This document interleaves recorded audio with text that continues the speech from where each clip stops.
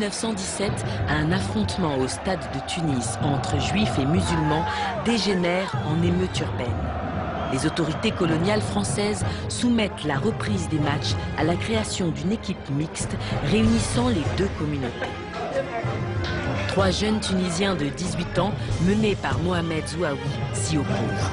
Alors ces jeunes-là, justement, s'étaient retrouvés dans un café pour discuter de la création de ce club-là. Ils ne savaient pas du tout comment procéder.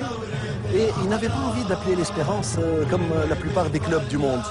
Football club, racing club, athlétique, etc. Ils avaient envie de choisir un nom générique qui soit puissant et qui soit beau.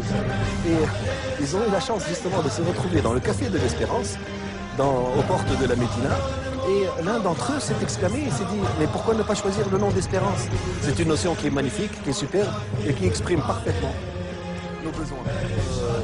Il y a eu cette nécessité d'avoir un club purement musulman qui s'est manifesté et c'est de là qu'est née l'Espérance. Tout cela s'est déroulé dans un contexte de rivalité ethnique, religieuse.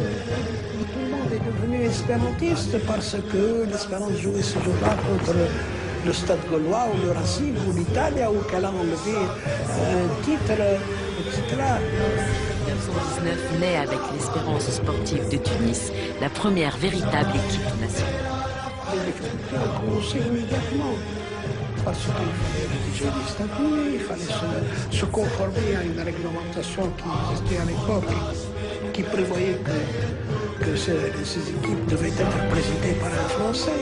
Les 3 jeunes acceptent pour commencer la présidence du Français Louis Montassier.